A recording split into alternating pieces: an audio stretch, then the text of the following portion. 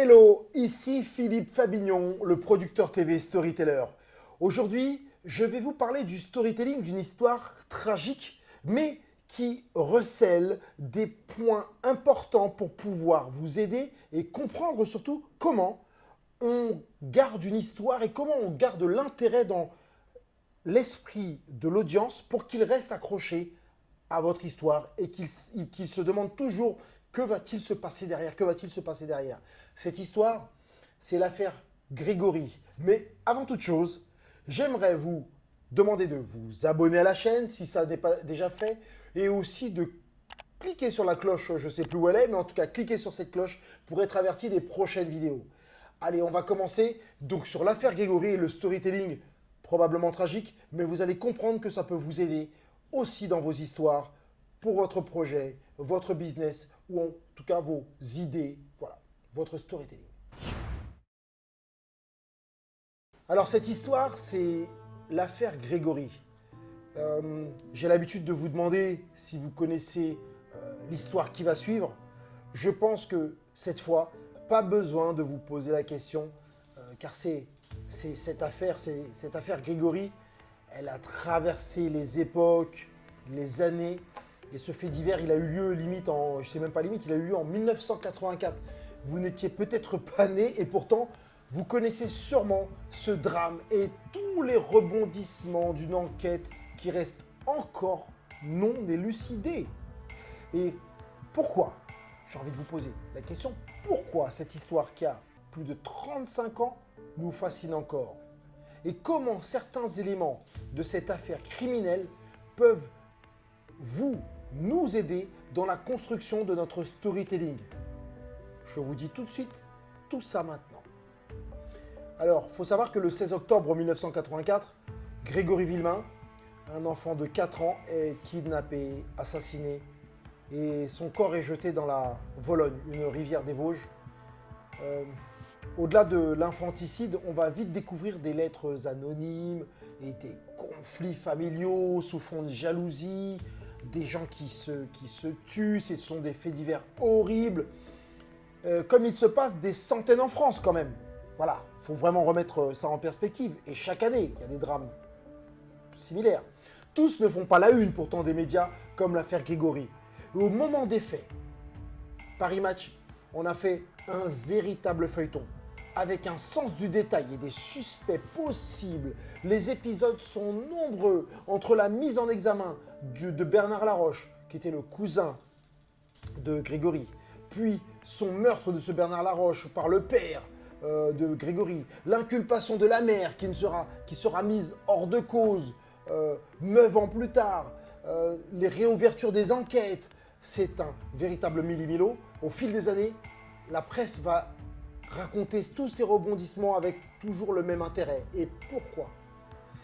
L'élément qui fait que cette affaire fascine toujours 37 ans plus tard, c'est qu'elle reste non élucidée, comme une série télévisée, Casa del Papel ou d'autres. On essaye de deviner le dénouement de cette affaire.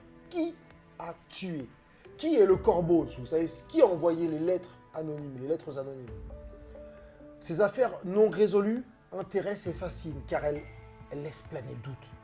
Et dans votre histoire, vous allez comprendre que vous pouvez aussi faire la même chose. On appelle ça le principe de la porte ouverte. Une porte reste ouverte. Et cet élément de storytelling que je vous encourage à utiliser dans la création de vos histoires est principal, est primordial. Dans un récit, quand on ouvre une porte, les personnages s'attendent à ce qu'on la referme. C'est le principe de, je vous l'ai déjà dit, porte ouverte, porte fermée. Si je pose une question, les gens veulent avoir la réponse. Pourtant, c'est une technique qui a fait ses preuves et qui consiste à laisser la porte ouverte. Commencez votre histoire par une question qui concerne votre héros, vous, votre entreprise, votre produit, votre projet. Puis construisez l'histoire autour de ça, en posant cette fameuse question. N'y répondez pas, ne fermez pas la porte à la fin, au risque de voir votre communauté vous quitter pour suivre les aventures de vos concurrents ou d'autres encore. Donc, vous posez des questions, mais qui a fait ci, qui a fait ça? Vous vous inspirez de cette technique pour écrire votre histoire. Et vous allez donner à chaque fois des rebondissements sans jamais donner la fin. le dénouement, si vous voulez. Et ce principe-là va faire que, waouh, votre audience va constamment essayer inconsciemment de suivre votre storytelling, vos épisodes pour connaître l'issue, connaître la fin de votre histoire.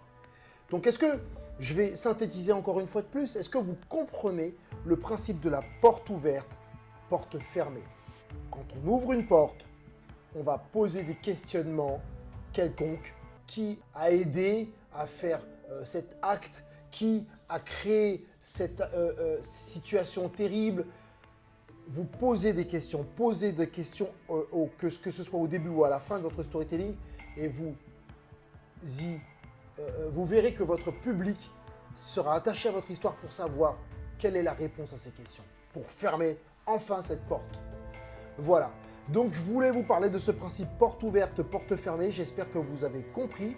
N'hésitez pas à laisser des messages pour que je puisse vous répondre si vous voulez. Et n'hésitez pas à cliquer dans le lien du dessous pour avoir accès à la formation Storytelling Attractif. C'est une formation que j'ai mise sur pied qui va vous aider pas à pas à construire votre histoire de votre projet, votre business, votre entreprise pour attirer plus de clients et surtout aussi garder une audience, une communauté, créer une communauté qui va rester accroché à vous, à vos valeurs, à vos histoires.